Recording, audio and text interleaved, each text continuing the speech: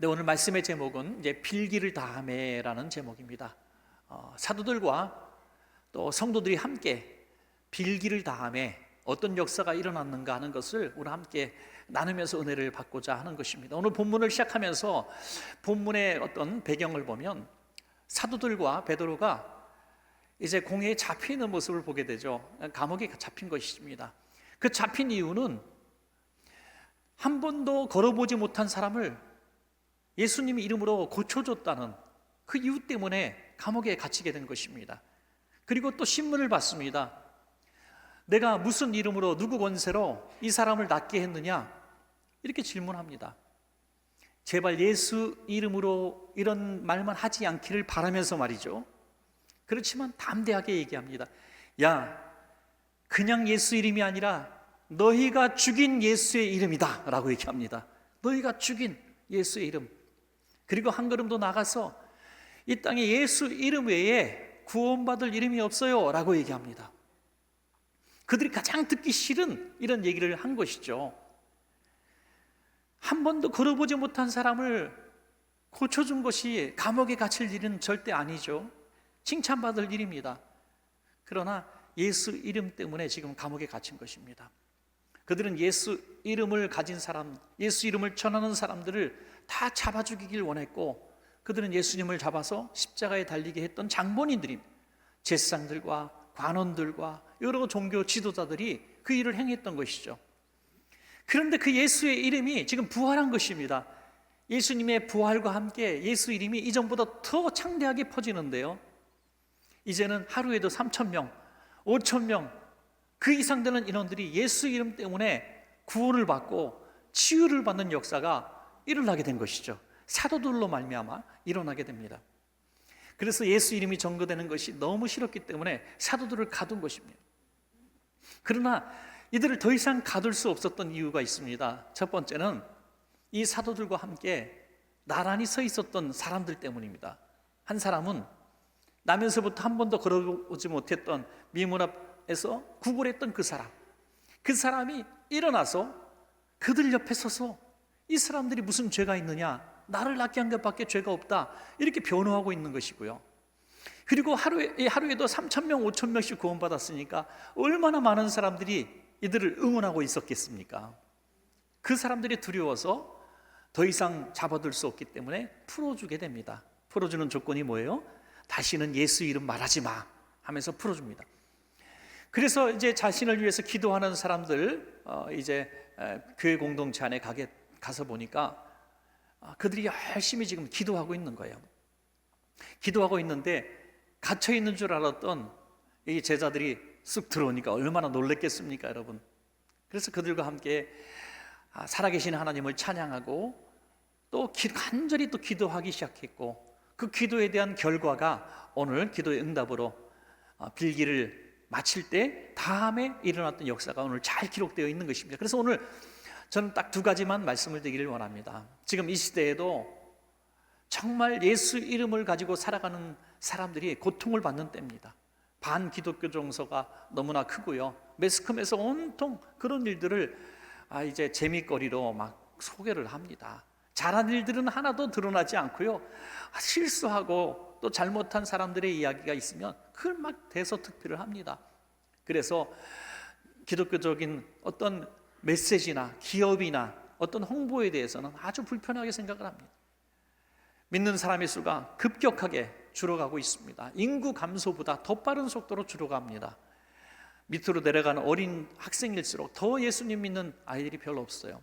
전에는 인구의 4분의 1이 그래도 나는 교회 다닙니다, 그리스도입니다 하는 시대가 있었습니다. 그런데 지금은 초등학교 아이들이 뭐라고 얘기하는지 아십니까? 너 교회 다니니? 하고 깜짝 놀란대요. 그만큼 교회 다니는 숫자가 적어진 것이 이제 초등학생들입니다. 이런 시대에 우리가 해야 될 기도가 무엇인가 오늘 성도들이 보여주고 있습니다. 그리고 그런 기도의 응답의 역사가 무엇인가 오늘 본문에서 잘 나와 있습니다. 이 혼돈의 시대에, 이 어려운 시대에, 예수 이름 갖고 살아가기가 너무 힘든 이 시대에 우리가 어떻게 기도해야 되는가, 또 어떻게 응답을 받아야 되는가, 오늘 말씀을 통해서 은혜를 나누시기를 바랍니다. 첫 번째로 그래서 우리가 생각할 것은 성도들의 기도입니다. 사도행전 4장 23절에서 30절까지 아주 자세하게 기록되어 있습니다. 그들은 먼저 한 마음으로 기도했습니다. 합심 기도했어요. 사도행전 4장 24절에 보면 그들이 듣고 한 마음으로 하나님께 소리를 높여 이르되, 한 마음으로 기도했습니다. 조금 전까지도 물론 한 마음으로 기도했겠죠. 무엇을 위해서 기도했겠습니까? 사도들을 위해서 기도했을 겁니다. 사도들이 지금 감옥에 갇혀 있습니다. 어떻게 성도들이 기도하지 않을 수가 있겠습니까?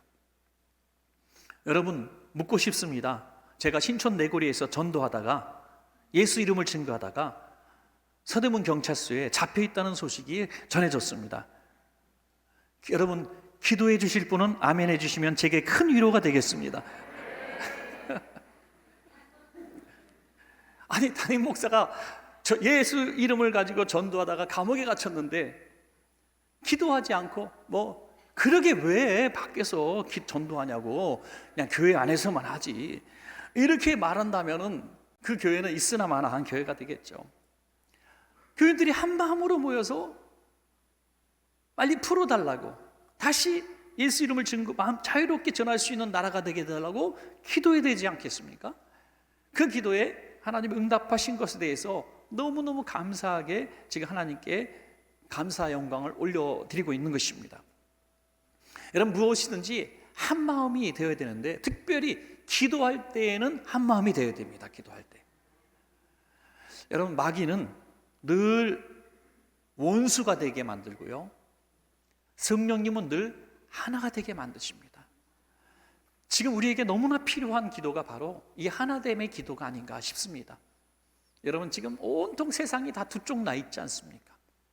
전 세계 지도를 놓고 봐도 두 쪽 나 있고요, 우리나라 봐도 두 쪽 나 있습니다.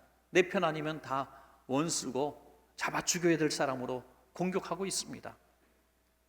이런 것이 세상만 있는 게 아니라 수많은 교회 안에도 들어왔습니다. 교회 안에 형제가, 자매가 세상 원수보다 더 치열하게 다투는 원수들이 있다는 것도 여러분 많이 들어보셨을 겁니다. 이런 일들이 도대체 왜 일어나는가? 그 배후에는 하나 되지 못하게 만드는 마귀의 역사가 있다는 것입니다. 여러분, 그 문제를 해결할 수 있는 방법은 대화가 아닙니다. 나를 이해해달라고 아무리 얘기해도 될 수가 없습니다. 하나 되게 하시는 성령님만이 하실 수 있는 일입니다. 여러분, 그래서 먼저 우리 심령에서부터, 우리 교회로부터, 또 이 나라 모든 교회들이, 이 땅의 백성들이 한 마음을 가지고 기도할 때에 다시 하나 되게 하는 역사가 일어날 줄로 믿습니다. 여러분, 또한 그들은 대적들로부터 보호해달라고 기도하게 되죠. 한번 풀려났지만은 계속 공격이 있을 겁니다.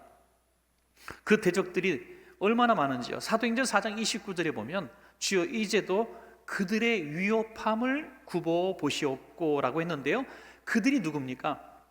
오늘 성경에 함께 읽으시는 본문에 너무 잘 나와 있습니다. 열방, 족속들, 세상의 군왕들, 관리들, 왕인 헤롯과 총독 빌라도, 이스라엘 백성들, 심지어 이방인들의 이름까지 드러내고 있습니다. 다시 말해서 모든 세상의 권세자들, 공동체가 다 예수 이름을 말하는 사람들을 지금 핍박하고 있는 겁니다. 여러분, 그 누구도 내 편이 없어요. 여러분, 도무지 우리 힘으로는 이 어려운 시대를 헤쳐나갈 수 없사오니 주여 약한 세력들로부터 우리를 지켜주십시오 라고 지금 기도하고 있는 것입니다. 그러면서 그들의 기도에 굉장히 중요한 어떤 힘을 얻고 있는 비결은 뭐냐? 하나님은 누구시냐? 천지 만물을 지으신 분이시다, 다스리시는 분이다, 이렇게 기도하고 있는 것입니다. 여러분, 그렇습니다.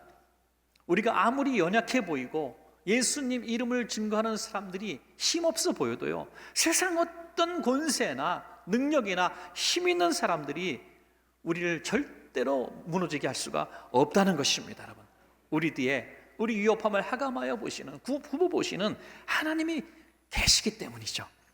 또한 그들은 마지막으로 담대하게 전도할 수 있게 해달라고 기도하고 있습니다. 여러분, 예수 이름을 말하면 또 가둘 거야, 너 고문하고 죽일 거야 라고 말하는 사람들이 지금 있습니다. 그러면 소나기도 피해가야 되잖아요. 잠시 동안만 좀 쉬겠습니다.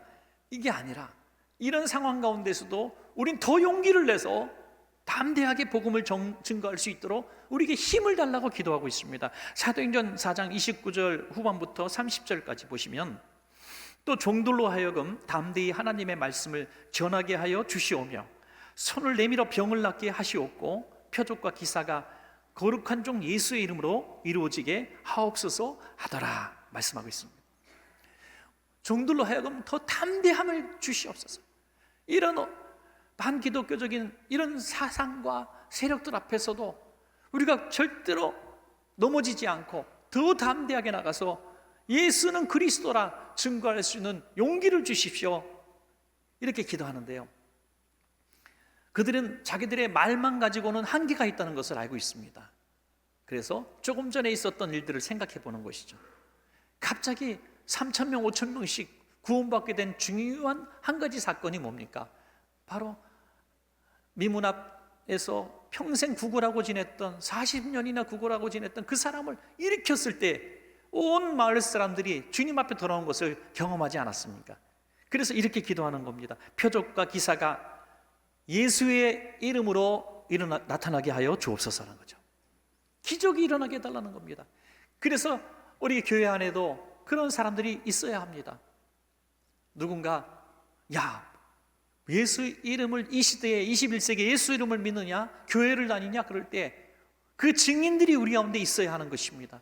나는 전에는 술주정뱅이고 알코올 중독자고 폭력자고 희망 없는 사람이고 소망 없는 사람이고 질병으로 죽어야 하는 사람이고 아무 사냥받지 못한 사람이었는데 내가 예수 믿고 내가 이렇게 변화되었습니다, 내가 이렇게 고침받았습니다, 내가 이렇게 새 사람 되었습니다 라고 간증하는 사람이 나타나야 될 줄로 믿습니다. 여러분, 그것을 위해서 기도하는 것입니다.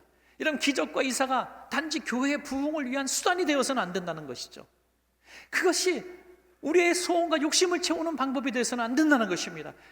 복음이 증거되고 그리스도의 이름이 증거되기 위하여 기적이 있어야 된다는 것입니다. 여러분, 이런 기도가 우리 교회 가운데 있어야 합니다. 하나님, 이 어려운 시대에 우리 교회가, 우리 성도들이 담대하게 복음을 증거할 수 있도록 도와주십시오. 그리고 우리가 복음을 증거할 수 있도록 기적과 이사가, 표적이 나타나게 하여 주시옵소서, 이렇게 기도해야 될 줄로 믿습니다. 여러분, 그런 기도에 하나님은 즉시로 응답하셨는데요, 그래서 두 번째 생각할 것은 하나님의 응답입니다. 사도행전 4장 31절부터 37절까지 그 응답이 나와 있는데요, 첫 번째로 보니까 모인 곳이 진동하고 성령 충만을 받았다는 것이죠. 우리 가운데 이 일들이 일어나야 한다는 것입니다. 사도행전 4장 31절에 빌기를 다하며 기도를 마치니까요, 어떤 일이 벌어졌습니까? 모인 곳이 진동하더니 무리가 다 성령이 충만하여 담대히 하나님의 말씀을 전하니라 그랬습니다. 진동이 있었다는 거예요, 실제로. 여러분, 그래서 이 마가다락방의 오순절 강림 때 그 일어났던 역사가 또 재현된 것입니다. 그래서 성경학자들은 제2의 성령 강림이다, 이렇게 얘기하기도 합니다. 이 역사가 실제로 일어난 것이죠. 여러분, 이것이 그냥 성경에 기록된 역사가 아니라 그 이후에도 좀 많은 교회들 가운데, 많은 역사들 가운데 이런 역사가 일어나지 않았습니까? 여러분, 우리도 기도할 때, 주님, 우리 교회도 기도할 때 성령님이 강하게 임재하셔서 교회가 막 진동이 근데 진동이 한 진도 3 이하로 일어나게 해달라고 하시고, 너무 세면 무너지니까 하여튼 진동이 일어나고 우리가 막 마음이 뜨거워지고 성령님이 강하게 임재하심을 우리가 다 느낄 정도로 말이죠. 막 여기저기서 방언이 터지고 기도가 터지고 기적이 나타나고 그런 역사가 일어나기를 우리도 소원해야 될 줄로 믿습니다. 여러분, 우리 성령님이 임재하시는 예배 가운데에도 그런 역사가 일어날 수 있습니다. 여러분, 예배가 형식이 아닙니다. 잠시 왔다가 돌아가는 그냥 예배가 아닙니다. 이 안에 성령님이 임재하실 때 오늘 이런 역사가 일어나기를 우리가 사모하며 예배할 때에 우리 주님께서 오늘 나를 만나 주셨구나 하는 그런 확신을 갖고 그 힘으로 다시 돌아가게 될 줄로 믿습니다. 여러분, 두 번째로 하나님의 응답은 그들이 담대히 하나님의 말씀을 전하게 된 것이다 하는 것이죠. 이 응답으로 그들은 담대함을 갖게 되었고 하나님의 말씀을 전하게 되었습니다. 이것이 응답이었습니다. 여러분. 그들의 기도대로 응답받은 것이죠. 예수 이름을 말하면 또 가둔다, 고문한다, 죽인다고 했던 그들의 말이 전혀 더럽지 않았습니다. 여러분, 뭘 봤기 때문에 그럴까요? 뭘 봤습니까? 뭘 경험했습니까? 단지 성령님이 임재하시니 그런 일들이 벌어진 것입니다. 예수님의 제자들이, 여러분, 예수님을 3년 동안 따라다녔습니다. 3년 동안 따라다니면서 예수님이 행하신 모든 것들을 봤어요.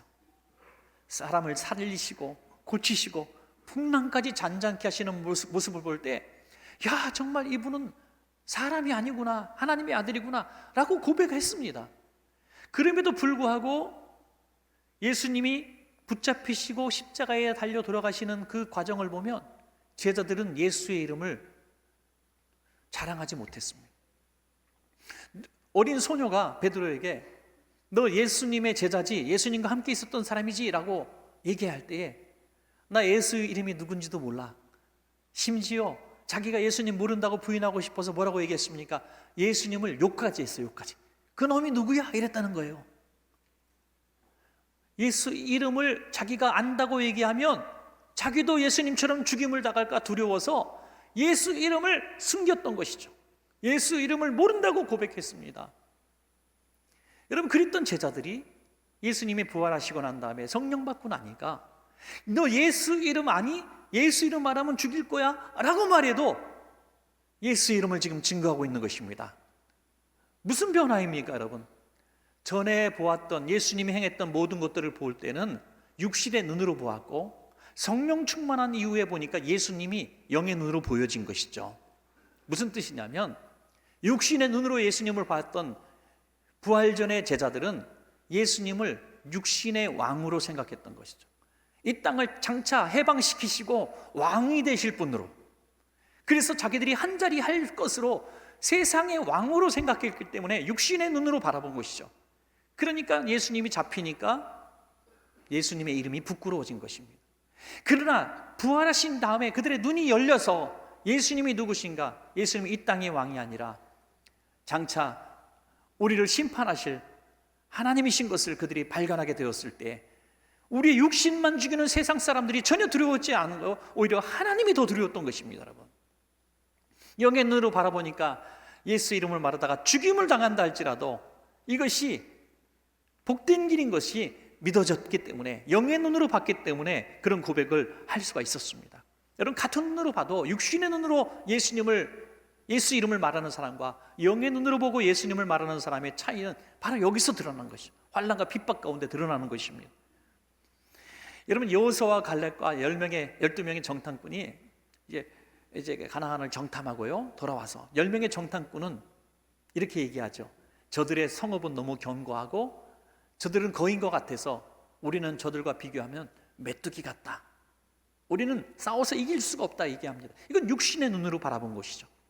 그러나 영의 눈으로 바라본 여호수아와 갈렙은 뭐라고 얘기합니까? 저들은 우리의 밥이다 라고 얘기합니다. 똑같은 것을 봤습니다. 그러나 육신의 눈으로 바라본 사람과 영의 눈으로 바라본 사람은 바로 다른 것입니다. 사랑하는 여러분, 우리가 담대히 하나님의 말씀을 증거하며 살아갈 수 있는 이유, 예수 이름을 자랑하며 살아갈 수 있는 이유는 우리의 영의 눈이 띄어져야 가능한 것입니다. 어떤 분은 아유, 내가 뭐 잘난 게 있어야죠, 뭐 부자가 되고 복을 받아야 전도하죠, 친척들 만나면 우리 집에 제일 가난한데 내가 어떻게 전도를 합니까? 아직도 육신의 눈으로 예수님을 믿어서 그래요.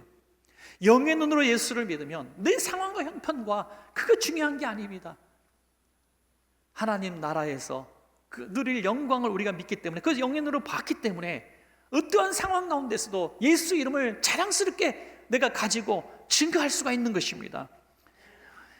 하나님의 응답이 그렇게 임했던 것처럼 우리가 이 땅에 살아가면서 담대하게 하나님의 말씀을 증거할 수 있기를 소원합니다. 여러분, 마지막 세 번째는 이제 사랑이 넘치는 교회가 되었습니다. 이게 하나님의 응답이었습니다. 사도행전 4장 32절입니다. 우리 한번 같이 읽어볼까요? 시작. 믿는 무리가 한 마음과 한 뜻이 되어 모든 물건을 서로 통용하고 자기 재물을 조금이라도 자기 것이라 하는 이가 하나도 없더라. 아멘. 성령님이 강하게 임재하시니까 삶이 바뀐 것이죠.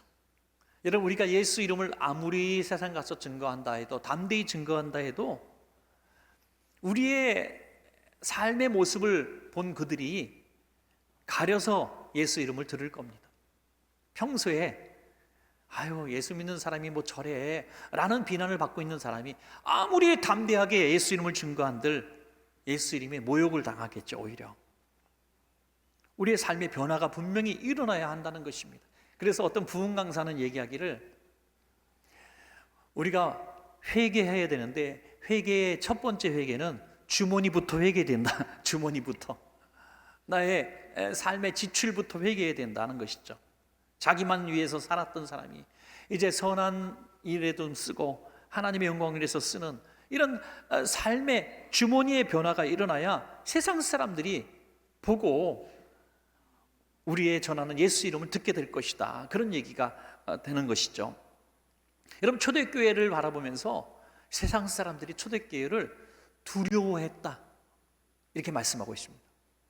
여러분, 초대교회가 도대체 두려울 이유가 뭐 있습니까? 세상 왕과 총독과 서기관과 바리새인과 제사장들과 이방인, 심지어 이방인들까지 다 교회의 적인데, 교회가 지금 뭐가 무서운 존재입니까? 권력이 있습니까? 칼이 있습니까? 뭐가 있습니까? 근데 왜 두려워했어요? 저들의 변화된 삶이 너무나 놀라웠기 때문에 두려워한 것이죠. 갑자기 사람이 막 변하는 거예요. 갑자기 막 돈 팔고 밥 팔고 가난한 사람들에서 막 내놓는 거예요. 이런 놀라운 변화가 그들에게 두려움을 줬던 것이죠. 믿는 무리가 한 마음과 한 뜻이 되고 물건을 서로 통용하고 자기 재물을 조금이라도 자기 것이라 하는 이가 없더라. 사랑의 공동체로 변화되는 것을 보면서 세상 사람들이 나도 저렇게 살고 싶어 하면서 구름처럼 교회를 향해서 달려왔다는 것입니다. 여러분, 우리 교회에 이런 사랑의 기적이 일어나기를 간절히 소원합니다. 여러분, 이것은 하나님이 주시는 응답이어야 가능하다고 하는 것이죠. 교회 안에서조차, 성도들조차 이렇게 서로 베풀지 못하고 사랑하지 못하고 용납하지 못하면 어떻게 내 재산을 팔아서 나눠줄 정도로 하나가 될 수 있겠습니까? 조금 말에 상처를 입고 조금 말에 모욕적이라고 원수가 된다 하면은 어떻게 우리가 사랑이 넘치는 교회가 될 수가 있겠습니까? 왜 우리가 성령 받으면 사랑할 수 있는가? 나는 전에는 그런 사람이 아니었는데, 혈기도 많은 사람이고 주먹이 먼저 나가는 사람인데 내가 성령 받고 보니까 나도 모르게 이렇게 온유한 사람이 되었는가? 그 이유는 단 하나입니다. 성령님은 예수님의 영이시기 때문입니다. 나는 마음이 온유하고 겸손하다. 예수님의 마음입니다. 그 예수님의 마음이 성령님이십니다. 이렇게 성령 받으면 온유한 마음을 갖게 되는 거예요. 사랑의 마음을 갖게 되는 거예요. 우리 안에 교회 안에서도 기관이나 모임이나 어떤 성도님 대할 때 막 그냥 잡아먹을 것 같이 막 그런 사람 가끔 나오죠. 그죠? 누구 생각하시죠 지금? 막 그냥 쪼고 말만 하면 시비 걸고 막 분노 내고 화날 일도 아닌데 막 성질 부리고 막 불안한 사람 있잖아요. 그 사람 고침 받는 비결은 성령 받는 방법밖에 없어요. 네, 성령 받는 방법. 내가 성령 충만하면 그런 사람이 있어도 또 내가 참아낼 수가 있는 겁니다. 제가 전에 한번 드리는 것 같은데요, 저랑 가깝게 지내는 꽤 큰 대형교회 목사님이 되신 분인데요, 이분이 군 생활할 때에 있었던 얘기를 듣고 제가 참 은혜를 받았습니다. 옛날 군대라고 하면 좀 그렇죠. 뭐 저도 젊은이니까 하여튼 그 전에 30여 년 전에 40년 전에 군 생활했던 그 경험하신 분들 다 아실 거예요. 얼마나 구타가 많았는지 몰라요. 그런데 이분도 군 생활할 때 아주 고약한 고참이 하나 있었는데, 예수 믿는 이 친구 목사님을 너무너무 싫어하는 거예요. 공부도 잘했고 대학도 다니고 오고 또 예수 믿는다니까 너무 싫은 거예요. 자기는 그 정반대의 삶을 살았거든요. 너무 가난하고 열악한 환경이고 할머니가 키웠대요. 그러니까 이런 상황이니까 굉장히 행복한 사람만 못 참는. 그래서 집중적으로 친구 목사님을 괴롭힌 거예요. 술 먹고 들어오는 날이면 그냥 불러내서 때리고 그러는 거예요. 한 번은 어떤 일이 있었냐면, 한 번도 술을 딱 취해갖고 오더니 내 몸 안에서 자고 있는 우리 목사님을 일어나라고 불러 깨운 거예요. 일어나라 그러더니 한참 연설하더니 얼굴에다가 가래침을 뱉어버린 거예요. 칵 하더니 탁 뱉어. 뜨거운 가래가 얼굴에 탁 떨어져서 쭉 흘러내리는데, 이 목사님이 그 순간에 무슨 생각이 들었냐면, 우리 같으면 이놈을 내가 잡아 죽여야지, 너 죽고 나 죽자, 어떻게 내가 이제 총알을 넣어갖고 쏴야겠다, 이런 생각을 하지 않겠어요? 근데 목사님이 성령에 충만해가지고, 예수님이 이런 모욕을 당하신 거구나 라고 생각이 들었대요. 예수님이 십자가 지실 때 침을 뱉지 않았습니까? 얼굴에 침을 뱉었다고 성경에 기록되어 있습니다. 그리고 손바닥으로 뺨을 때리고 주먹으로 때렸다고 성경은 아주 자세하게 묘사되어 있습니다. 예수님이 이런 마음이셨겠구나, 날 위해서 그 모욕을 참으셨구나, 이 생각을 하니까 그게 하나도 모욕적이지 않더라는 거예요. 그래서 나중에 어떤 일이 있었냐면, 그분이 먼저 제대해줘, 고참이니까 그분 있는 집을 찾아가서 선물을 주었대요. 선물을. 예수님의 이름으로, 예수님의 사랑으로 당신을 용서한다. 여러분, 이런 모습이 성령 받은 사람의 모습인 줄로 믿습니다. 여러분, 우리가 성령에 충만하고 예수의 영에 사로잡히면 우리는 이렇게 전사처럼 싸우려고 하는 사람이 아니라 용서하고 용납하고 성령으로 하나 되게 하는 이 귀한 일에 쓰임받는 사람이 될 수가 있습니다. 여러분, 말씀을 맺겠습니다. 오늘 이 시대가 너무 어둡습니다.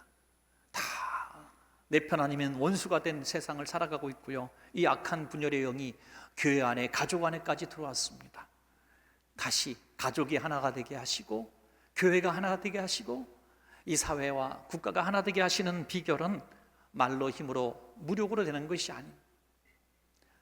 우리 하나님 앞에, 하나 되게 하시는 하나님 앞에 간절하게 기도할 때 하나님께서 성령으로의 역사로 우리가 생각지도 못한 방법으로 하나 되게 하시는 역사가 가정과 교회와 이 땅 가운데 일어날 줄로 믿습니다.